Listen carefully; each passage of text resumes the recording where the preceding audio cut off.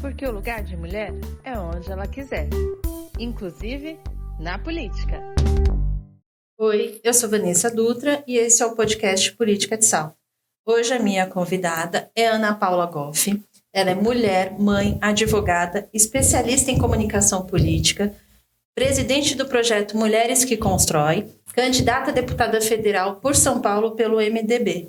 Seja bem-vinda, Ana. Obrigada pela sua participação aqui no nosso podcast. Eu que agradeço, Vanessa. Obrigada. Estou me sentindo muito honrada e obrigada pela oportunidade. Obrigada a você. E agora, Ana, eu queria saber um pouquinho mais sobre você, sobre a sua trajetória até chegar aqui na área pública, como que você começou e por que esse projeto Mulheres que Constrói. Você me contar um pouquinho mais sobre você e até esse momento aqui. Vanessa, eu sou mauense, nascida na cidade de Mauá, no ABC. Tenho 47 anos e 2 filhos, um de 26 e uma de 24. Sou uma pessoa apaixonada por política, muito apaixonada. Sempre tive conectada com causas assim, importantes, desde novinha, sempre muito questionadora, né? Fui casada também pela primeira vez muito jovem, com 19, 20 anos de idade, família de paraibanos, uma história de vida muito simples e tradicional, como de muitos nordestinos que chegaram no Brasil. E eu com 19 anos me casei, tive os 2 filhos, fiquei 11 anos mais ou menos casada. Decidi me separar. E nesse momento da decisão da separação, eu comecei a entender um pouco das dificuldades do machismo no nosso país, de todas as dificuldades que a gente enfrenta como mulher. E então eu criei meus filhos sozinha, sem nenhum tipo de apoio financeiro nem emocional por parte do pai deles. E nessa época eu criei o projeto Mulheres que Constroem, que é exatamente aquilo que eu acredito. A emancipação da mulher através do trabalho. Então, o projeto Mulheres que Constroem, ele é um projeto que qualifica mulheres para o setor da construção civil. Existe há 12 anos em São Paulo. Há 12 anos eu formo mulheres pedreiras, gesseiras, pintoras, instaladoras de drywall. Não é só um projeto de qualificação, é um projeto de inserção no mercado de trabalho. Sem nenhum recurso público, eu já faço isso há 12 anos. Qualifico essas mulheres, insiro no mercado de trabalho, acompanho a evolução delas profissional. Através de parcerias privadas, eu dou todo atendimento à saúde dessas mulheres, principalmente a saúde psicológica.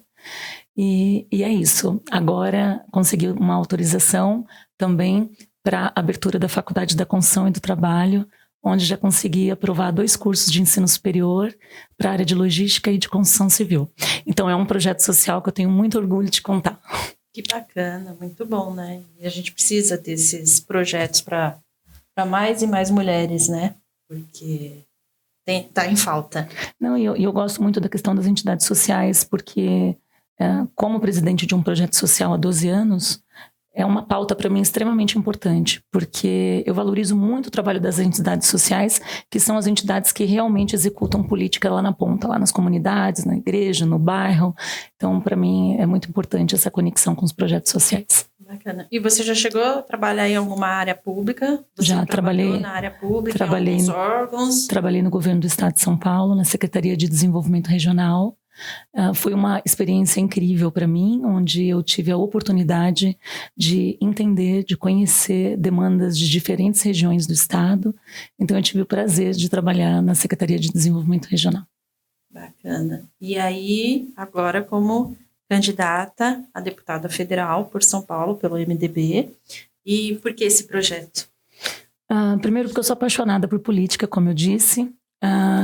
Como uma grande parte da população, eu tenho assim, sentido muita indignação com políticas públicas que não são efetivas no nosso país, com legislação que não é efetivada no nosso país. Eu acredito no Brasil, acredito que a gente tem muitas dificuldades, mas eu nunca perdi a fé e a esperança de que mudanças poderiam ser feitas. Eu acredito muito e tenho me preparado para ser uma deputada federal, por acreditar na política como ferramenta de transformação, por acreditar na boa política e por me preparar para esse momento. Então, eu tenho um sonho. O meu sonho é poder executar o que eu já faço há anos, mas dentro do terceiro setor. Agora eu quero fazer como deputada federal e eu sei que eu vou conseguir fazer muito mais do que eu já faço. É isso aí, parabéns. Obrigada. E aí, deixa eu te falar uma coisa. É incrível porque a gente, como mulher, como 52,5% do eleitorado brasileiro, a gente tem um poder imenso na mão. A gente não se interessa por política, né? E é difícil trazer mulher para a política. Então, é muito bacana quando a gente encontra outras mulheres que têm esse sonho, que têm essa garra e esse empoderamento, né? Que faz falta. Porque hoje em dia, se a gente for pegar, a maioria chefes de família são mulheres. Não tenha dúvida, né? É um desafio. Né? Como você falou, é um desafio. Eu estou a primeira vez candidata, essa é a minha primeira candidatura. Sou casada atualmente com Rafael Goff, uma grande liderança política no Vale do Paraíba, uma inspiração política para mim, então tem me incentivado muito para isso, e eu concordo com você, é muito desafiador. A gente vê muitos homens, hoje a gente tem 513 deputados no Congresso, 77 mulheres, ou seja, 15% do nosso Congresso, da nossa Câmara de Deputados, que são mulheres. Mas eu acho importante a participação. Vejo muitos homens, muitos políticos, principalmente nesse momento, que estão dizendo que é o momento das mulheres, discutindo pautas femininas. Mas, às vezes eu faço uma consulta básica no mandato deles e eu vejo que não tem projeto nenhum desenvolvido nessa pauta. E aí acaba sendo ilegítimo para isso, né? Pode ter propostas para o futuro, mas enquanto deputado, eu não vejo muito resultado voltado para essa pauta. Como candidata, a gente enfrenta dificuldades e desafios. A gente vê muitas pessoas dizendo, nossa, que legal, e trazendo você para uma foto bonita com várias mulheres e políticas, candidatas, e dizendo, olha só, tal, mas é para foto, né? No dia a dia, a gente sabe que não tem mais foto e que a situação e o buraco é muito mais embaixo. Mas eu sou uma pessoa muito corajosa, tenho determinação e tenho muita fé em Deus e sei que a gente precisa tentar, a gente precisa seguir em frente, que vai dar certo. É isso aí. E agora eu queria saber uma curiosidade sobre você, fora da área da política, que você tem, assim, que as outras pessoas que a gente conhece não sabem. Olha, eu sou uma pessoa apaixonada por teatro, fiz anos de teatro, tive uma grande mentora, Nélia Silva. Desde criança, adolescente, uma das principais coisas que eu gostava de fazer nos meus finais de semana era participar de saraus literários e musicais. E hoje isso até me fortalece como políticas públicas a serem realizadas, porque eu sei que a arte, que a cultura é extremamente inclusiva e leva a gente para patamares muito especiais na sociedade. Então, eu tenho essa situação. Eu sou uma apaixonada por teatro, já fiz muitos anos. A minha primeira peça foi O Marinheiro, de Fernando Pessoa. Olha que bacana. É uma curiosidade. Não, e cultura é sempre muito bom, abre muitas portas, dá muito... Vanessa, meus pais são muito simples, né? Estudaram até a 4ª, 5ª série. E eu fazia parte do grupo de teatro, inclusive na cidade de Mauá, e estudava Fernando Pessoa, Shakespeare. E aí um dia eu fui para um festival, um teatro de arena em Santos, e o meu pai ficou sentadinho ali no teatro de arena, ouvindo tal. E aí o pessoal aplaudiu, aí ele terminou, me abraçou e falou, filha, você arrasou, mas a próxima peça que você falar, fala pelo menos uma frase que o pai entenda, porque eu não entendi nada do que você falou. E era uma poesia linda, né? E isso é muito importante, né? Ele tem todo um lado poético. Estava ali apaixonado com a filha, muito orgulhoso da cena e tudo mais. Mas nós somos um país que não prioriza a cultura, que não investe na educação. E isso gera muitas situações assim que chega a ser engraçado, mas porque era meu paizão, né, ali junto comigo. Mas o incentivo dos pais sempre foi muito importante. E os meus pais são pessoas incríveis que sempre me incentivaram muito, inclusive na política. Eles são um dos grandes incentivadores. Tipo assim, quando começou o negócio de política, que eu falei, eu acho que não, pra mim não. Aí meu pai via assim na televisão, a minha mãe, aquelas discussões mais calorosas no Congresso. Aí ele dizia, filha, você devia estar ali, ó. Se você estivesse ali, você ia meter bronca, você ia pra cima, você ia enfrentar. E é verdade. Então, pai, hoje eu tô aqui. É isso aí. Parabéns. E agora eu queria saber um pouquinho mais de você, que está a primeira vez como candidata. Qual a importância de nós mulheres na área pública? Qual a importância de nós mulheres se interessar por política? A mulher tem toda a sua característica e seus problemas que são muito próprios, né? Como a questão da violência, a violência doméstica, como a questão do preconceito, do assédio. Tem esse espírito todo maternal que é nosso, de zelo, de cuidado, a questão da sensibilidade, de ser um arrimo de família, né? De não deixar a peteca cair, de ouvir bastante, observar bastante. Eu acho que o nosso Brasil precisa desse carinho.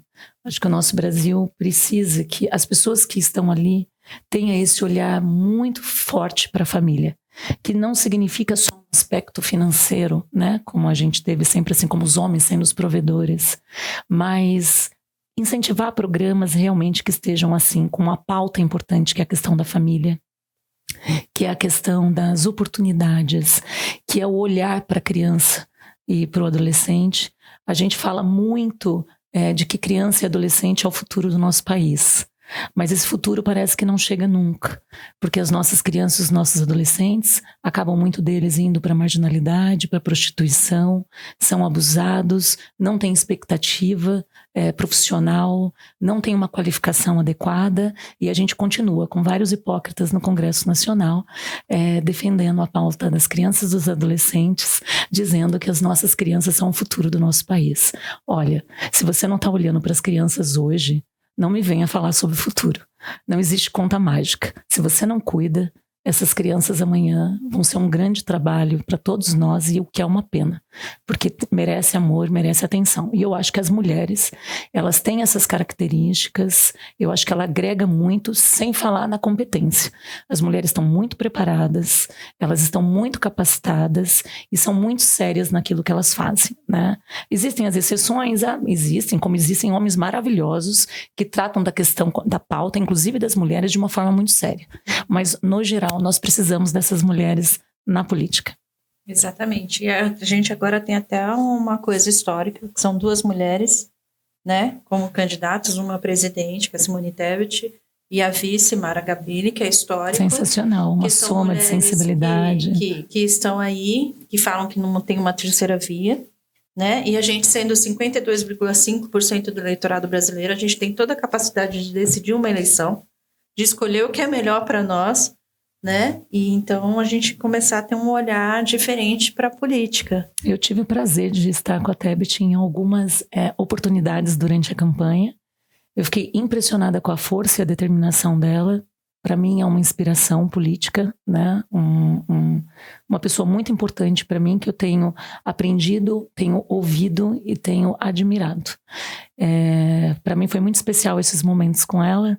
Com a Mara eu não tive tanta oportunidade, mas sei da capacidade, da competência, da sensibilidade, da causa, do que defende, e o nosso Brasil precisa disso também. Exatamente. E outro dia, eu estava vendo você até, inclusive, em outro podcast, você falou que lugar de mulher nem sempre é onde ela quer, né? Sim. Que todo mundo hoje em dia está utilizando muito essa frase. Não é modinha, mas... Que bem ou mal é um slogan. É um slogan, um marco importante. E, inclusive, eu usei esse slogan em 2018. E aí eu queria que você falasse um pouquinho, porque realmente a gente fala lugar de mulher é onde ela quiser, mas na maior parte do tempo nem sempre é assim. Eu queria que você falasse um pouquinho sobre isso. Vanessa, eu fico um pouco preocupada com frases de moda. Então, assim, quando fala do empoderamento feminino, todo mundo começa a falar, nossa, mulher empoderada, mulher empoderada, mulher empoderada, tudo é empoderado. Tudo é empoderamento. E muitas pessoas não estão nem sabendo o que estão dizendo. E isso eu sempre faço essa provocação para chamar a atenção e a gente entender o que significa. A frase lugar da mulher é onde ela quiser, às vezes me incomoda. Aliás, às vezes não, me incomoda bastante.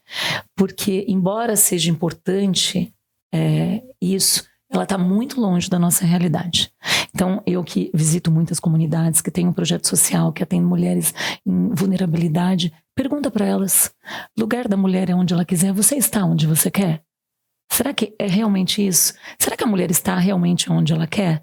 Então, para mim, existe um caminho muito árduo até ela chegar onde ela quiser. A mulher ela vai estar onde ela quiser se os filhos dela tiverem segurança, se ela tiver saúde básica, se ela tiver com comida na mesa para os filhos, sabendo que eles não vão dormir com fome. A mulher, ela normalmente prioriza a família, ela abre mão de coisas, ela renuncia com base na família. Se a gente não estiver cuidando de pontos muito sensíveis e importantes para essa mulher, ela vai estar em qualquer lugar, menos onde ela quiser. Ela vai estar onde ela precisa estar, onde ela se sente mais importante estar, que nem sempre é para ela. Então, com essa visão, eu sempre faço um ponto, uma vírgula. Lugar da mulher é onde ela quiser, se puder. E é para que todas possam, que eu já trabalho no meu projeto social há 12 anos, levando independência financeira, levando dignidade, levando oportunidades, levando emprego, porque aí eu sei que ela vai estar mais perto de onde ela quiser. Então, o quiser para mim está muito conectado, inclusive com a independência financeira e alguns desafios que ela tem que ter vencido para ela estar onde ela quiser. Agora é um sonho. E eu quero e eu desejo esse mundo ideal de que todas as mulheres possam estar onde ela quiser, inclusive na política, né? Mas na minha história de vida, eu sei que não foi só isso, né? Então, por isso eu faço um adendo com respeito a todas as mulheres. Meu amor, meu carinho, meu reconhecimento a todas as mulheres que estão aqui me ouvindo, que gostariam de estar em alguma situação específica e elas não conseguem porque elas não podem, né? Então, eu como deputada federal quero trabalhar para que essa frase não precise mais dessa vírgula no se puder e que todas elas possam um dia estar onde ela quiser. Mas eu tomo esse cuidado, porque eu sei que essa não é a nossa realidade. Parabéns, é isso aí. Obrigada. Ana, e eu gostaria de saber de você, nas suas pautas como candidata a deputada federal, qual a importância dessa pauta violência contra a mulher e por que é importante para você? Para mim é uma pauta muito importante, porque, primeiro, pela minha história de vida, né? Atualmente nós somos o 5º país que mais mata mulheres no crime de feminicídio do mundo, o que é uma vergonha. Principalmente quando se diz que o Brasil tem uma das leis mais modernas, que é o caso da Lei Maria da Penha. Mas, em muitos casos, as mulheres têm uma lei, um papel, uma protetiva, mas a gente sabe que, na verdade, na realidade, no dia a dia, isso está muito longe de ser o ideal, né? E como deputada federal, eu sei que isso vai ser muito importante, fazer primeiro que a nossa lei seja efetiva. Eu tenho na minha vida, eu tenho uma história como vítima de violência, enfrentei a violência durante muitos anos, inclusive quando eu me decidi separar, e enfrentei todos os tipos de dificuldades que as mulheres enfrentam, que é a falta de qualificação em muitos sentidos dos próprios agentes públicos que atendem a gente em algumas delegacias. Eu enfrentei dificuldades com advogados, de entendimento, de prioridade. Eu enfrentei preconceito, todo tipo de violência. Uma das violências para mim que são assim, que é pouco falado, que a violência contra a mulher, principalmente quando ela decide se separar, Vanessa, muitas vezes ela já começa com um homem se negando ou se furtando da responsabilidade de pagar a pensão dos filhos. Isso para mim já é um tipo de uma violência, além de ser psicológica, ela é patrimonial. Né? Aí você tem a questão dos processos. Eu enfrentei muitas denúncias, falsas denúncias de ex-companheiro. A gente tem uma situação muito complicada, porque quando existe, inclusive, toda a violência para que você não arrume um emprego, para que você não tenha independência, porque acha que você, dependendo, você vai voltar para um relacionamento. Então, para mim, isso foi uma coisa que me ensinou muito. Eu sou paraibana, sou brava, sou firme, minha família é assim. E eu enfrentei muitos anos de dificuldade, principalmente violência psicológica e violência patrimonial, né? E eu sei que essa não é uma história minha, é de milhões, são de milhões, história de milhões de mulheres. Exatamente. E muitas, inclusive patrimonial, pouco falada. Se eu chegar numa delegacia hoje e falar, tudo bem, violência patrimonial consta na Lei Maria da Penha, eu gostaria de fazer um boletim de ocorrência, eu gostaria que isso encerrasse, eu vou te dizer, você já vai começar a entender qual é a conexão entre isso e a legislação. Muitas coisas que estão ali, na prática, elas não são ouvidas. Então, quando você tem filhos, uma das coisas é assim, você está preparada para ficar sozinha e cuidar das crianças sozinha? Né? Eu, na minha história, tenho, por exemplo, do meu ex-marido dizendo, inclusive, que era importante para ficar pacificador, mais tranquilo, que era uma bobagem, separação, que eu deveria, então, pelo menos manter o sobrenome de casada. Né? Então, tem coisas que acontecem, cada uma com as suas histórias, que é uma coisa que me faz pensar, gente, será que a pessoa tem noção, né, do apego, da questão de propriedade? Olha só, de achar que a mulher é uma posse, é uma propriedade, mas eu acho que uma das maiores violências é a questão da violência patrimonial. Eu enfrentei isso. Se você tem direito a uma meiação, a pessoa não quer deixar você ter o direito a esse patrimônio. Aí te deixa com toda a dificuldade de seguir a vida financeira. Aí se nega a pagar a pensão dos filhos, mesmo muito bem profissionalmente, financeiramente, faz de tudo. Se passa por pobre, se passa por doente, se passa por velhinho frágil, se passa por uma série de coisas para se omitir, para não cumprir responsabilidades básicas com os filhos. Então, além de eu ter enfrentado violência contra mim, por decidir me separar, essa violência, ela é estendida aos filhos, que vê a mãe nervosa, que vê a mãe preocupada, que vê a mãe passando dificuldade. Tinha dia que eu tinha 13, 15 reais para tomar café da manhã, almoçar. Então, meus filhos sabem disso. Adoramos a salsicha, porque fez parte muito tempo da nossa vida. Miojo era muito comum. E isso daí é comum na vida de muitos brasileiros, de milhares de brasileiros, do dia a dia, independente da questão da violência. Mas não era só esse tipo de situação, mas era seu filho precisar de um médico, seu filho precisar de um atendimento emergencial odontológico, e você vê que a pessoa que está ali, que é o pai, ele, por questão de relacionamento, acaba se omitindo também enquanto pai para penalizar a mãe, porque ela tendo dificuldades de manter os filhos, talvez ela volte para o relacionamento. Então eu quero dizer aqui, quero deixar um recadinho aqui para os homens e para as mulheres. Gente, homem nenhum conquista a mulher se omitindo da responsabilidade de como pai. Para mim, não precisaria nem de justiça para os homens saberem da sua responsabilidade, da necessidade dessas crianças. Então, se você quer conquistar uma mulher, se você quer que ela se mantenha num relacionamento, pelo amor de Deus, faça o mínimo, o básico esperado de um homem. Seja pai. Cuide dos seus filhos. Não é só financeiramente, não, emocionalmente. E não me venha com essa desculpa de alienação parental. Principalmente depois de 15 anos que os filhos cresceram. Ai, nossa, eu tive alienação parental. Não teve nada, né? Tem que ser ali, ó, é macho para enfrentar, para ameaçar, para fazer falsas denúncias. Então, seja homem também para assumir os filhos, para cuidar emocionalmente dos filhos, financeiramente dos filhos. E a justiça precisa ver isso.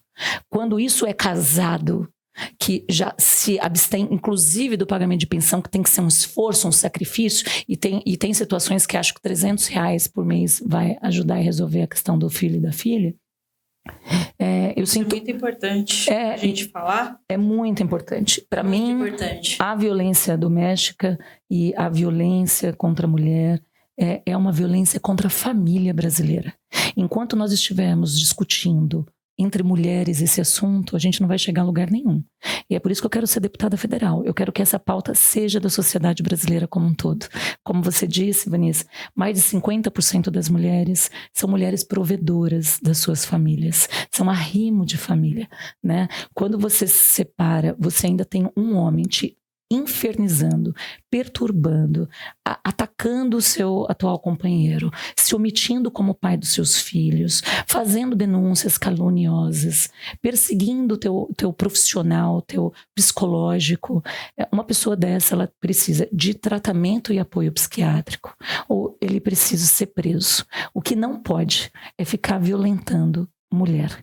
Então, fica aqui meu recadinho. Mesmo eu estando em época de campanha muito importante, quero e preciso de muitos votos, mas eu acho que homens assim, estupradores, abusadores de mulheres, espancadores de mulheres, assassinos de mulheres, é melhor nem votar em mim.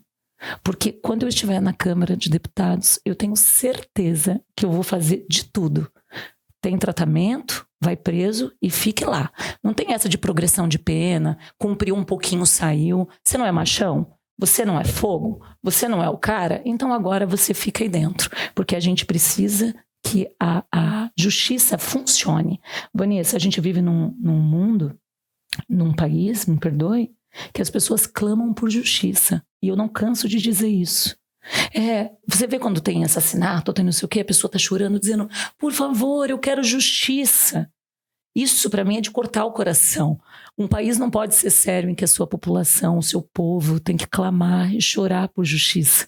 Então, uma das primeiras coisas que eu penso é assim, vivi na minha vida essa história, sofri e ainda enfrento efeitos dessa violência após separada 16 anos, né? 16 anos.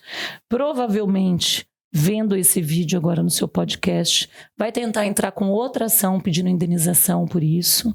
Então fica aqui o meu recado. É um absurdo. É um absurdo. É um absurdo. Então assim, eu acho que não quer que faça vídeo, não quer que eu fale da minha própria história, precisa de um tratamento. Precisa ser observado.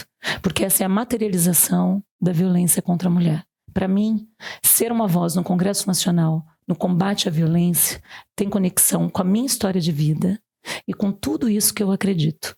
Precisa ser combatido na base, através da educação, de leis mais severas, crimes de ameaça tem que ser extremamente combatido. Não tem essa de ficar fazendo ameaçinha, ficar gerando prejuízo e ainda a mulher ainda ter que ficar pagando advogado ou ter que ficar ali para poder enfrentar isso. É uma vergonha. Como deputada federal, inclusive, eu quero lutar para que todas as mulheres que sofram esse tipo de violência, inclusive patrimonial, elas tenham acesso garantido a uma justiça gratuita, independente da capacidade financeira dela, porque muitas vezes está parado dentro, está ali segurado num bem que ele nem deixa ela exercer, nem alugar, nem vender e ainda inferniza, como no meu caso, para poder pagar um advogado. E eu tenho que ainda ficar convencendo a juíza que aquele valor ali dá para pagar isso ou não dá para pagar aquilo. Para mim é questão de justiça.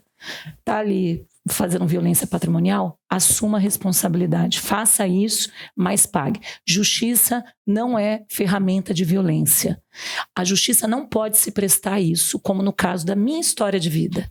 Uma justiça que é utilizada de má fé como ferramenta de violência.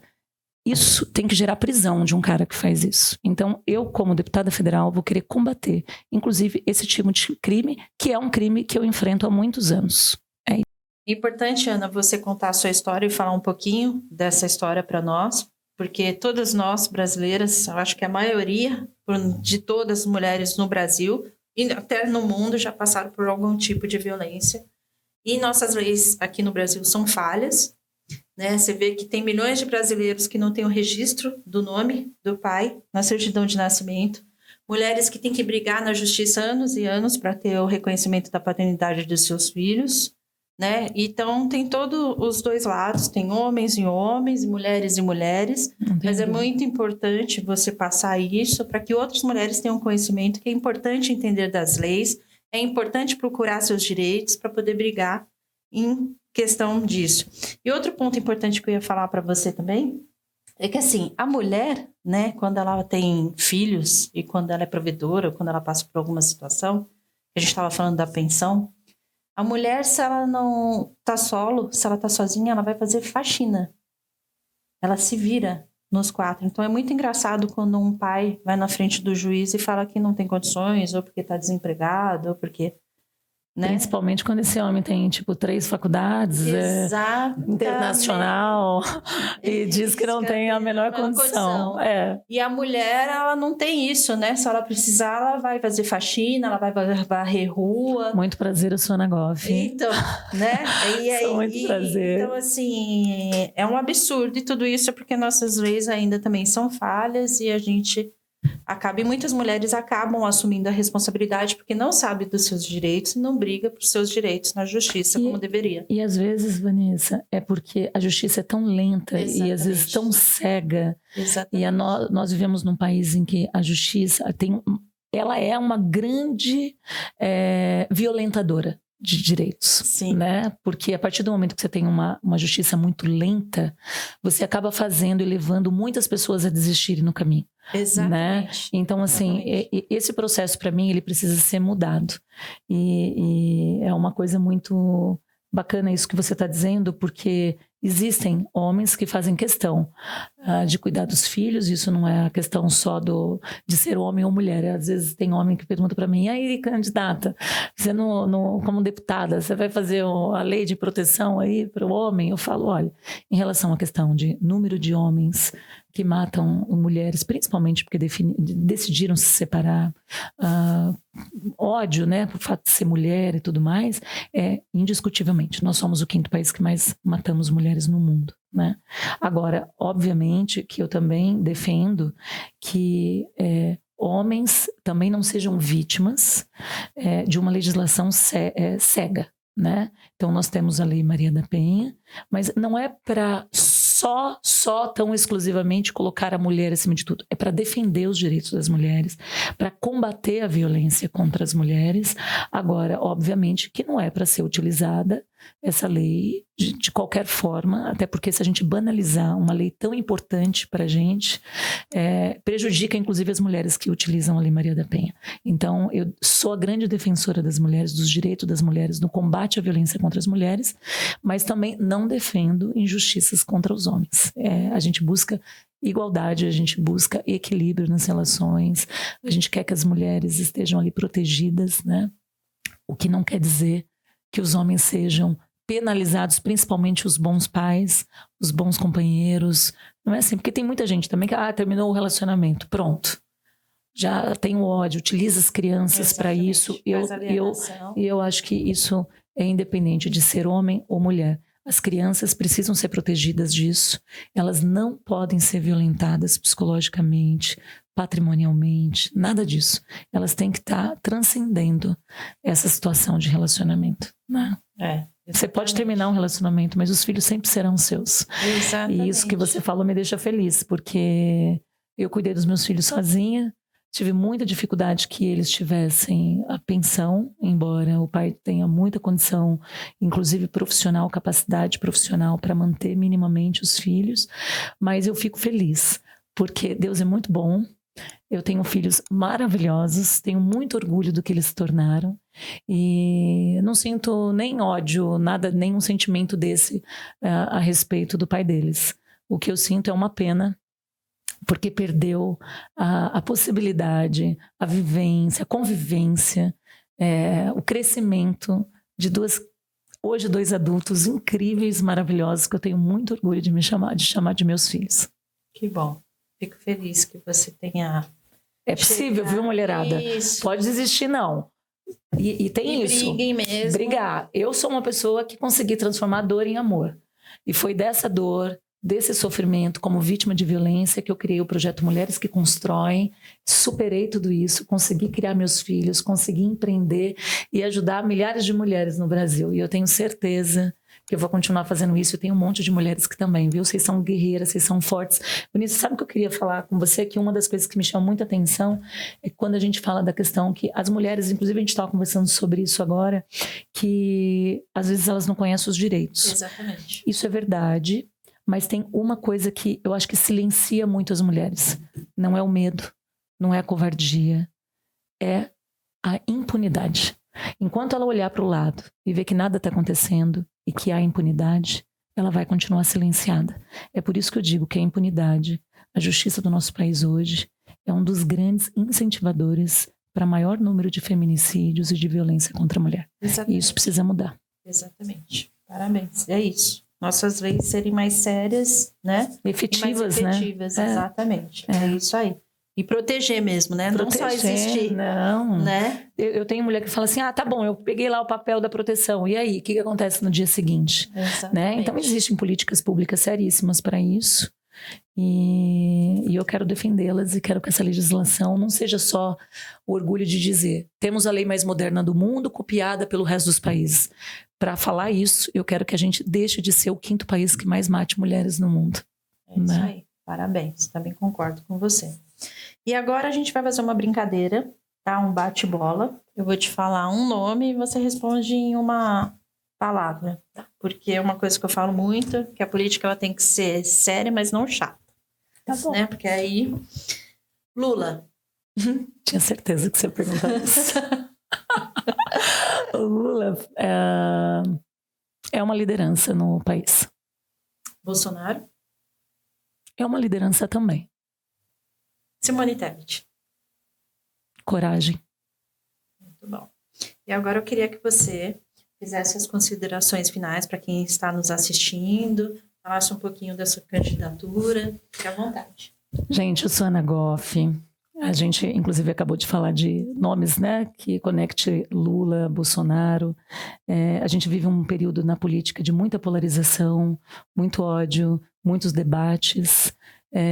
Eu gostaria muito que a gente tivesse uma democracia mais pautada no amor, na união, na defesa de ideias. Quando eu falo que são líderes, é porque a gente tem hoje um cenário com uma massa muito grande da nossa população seguindo esses 2 políticos. Então, apesar dos seus problemas ou das críticas que a gente tenha para cada um dos nossos políticos, né, não só limitado aos 2, a gente sabe que são lideranças importantes hoje e que eu gostaria muito de estar no Congresso Nacional e independente de quem seja o nosso presidente, Simone Tebet, Lula, Bolsonaro, como deputada federal eu vou fazer a minha parte, que é fiscalizar o que estão propondo, que é cobrar, que é propor projetos de leis importantes para o nosso país, não com ódio, não com combate às ideias por questões partidárias, né? Mas por defesa à nossa sociedade, por uma justiça social. E eu tenho me preparado muito para isso, porque eu levo muito a sério o papel de deputado federal. Eu talvez não seja aquela candidata maravilhosa, extremamente estruturada, como a gente assiste por aí, por estrutura mesmo, né? Se é a primeira candidatura e tudo mais. Mas eu quero ser, e eu sei que eu vou ser, tendo essa oportunidade de ser uma das maiores e mais importantes deputadas federais do nosso país. Quanto tempo isso vai demorar, eu não sei. Mas eu tenho certeza que com muita fé em Deus, com muito trabalho, com amor à política, com amor ao que eu faço, ouvindo sempre, é isso que eu peço a Deus todos os dias, para me dar sempre, me manter com a minha humildade, a minha sabedoria divina, para que eu tenha e mantenha o que eu aprendi com os meus pais. Respeito aos mais velhos, zelar por nossas crianças, ouvir, aprender e sempre com amor trabalhar pela nossa gente. É o que eu gosto de fazer. Para mim, isso é um desafio enquanto candidata, vai ser um desafio como deputada, mas eu me sinto muito pronta e preparada para ser uma grande representante do nosso país. Eu só preciso da oportunidade. E eu não posso deixar de falar, Vanessa, agradecer a vocês por esse espaço. Meu número é 1513. Estou com o Rodrigo Garcia. Estou com Simone Tebet no nosso partido, uma pessoa muito importante, e o Edson Aparecido, o nosso candidato a Senado. É isso. É bacana. E a gente tem terceira via, né? Tem terceira via, gente. A gente tem várias vias, né? Exatamente. A gente tem uma questão da mídia que meio que define isso. Essas questões das pesquisas, elas acabam direcionando muito. Mas eu vou repetir. Simone Tebet, para mim, é uma pessoa no cenário político hoje que merecia ser mais conhecida, mais respeitada, ter mais espaço para poder levar suas ideias e a sua competência e o seu trabalho. Nós não temos só 2 candidatos no cenário político, né? Nós temos vários outros. Mas enquanto a gente não tiver investimento na educação e conscientização política, a gente vai continuar num universo menor sendo manipulados e fazendo aquilo que está na pauta, né? Eu tenho uma cabeça aberta e independente. Quem vai ser o nosso presidente, eu vou fazer o meu melhor como deputada federal em favor da sociedade e não de partidos, embora respeite muito a importância dos partidos na democracia. Mas o meu compromisso não é com sigla. O meu compromisso é com o Brasil, com as famílias brasileiras. Chegamos mais ao final de um episódio do podcast Política de Salto. E como a gente sempre termina com o nosso slogan, mas levando em consideração o que a Ana falou, um ponto a mais, lugar de mulher é onde ela quiser. Se puder, inclusive na política. E vamos para cima. Porque o lugar de mulher é onde ela quiser, inclusive na política.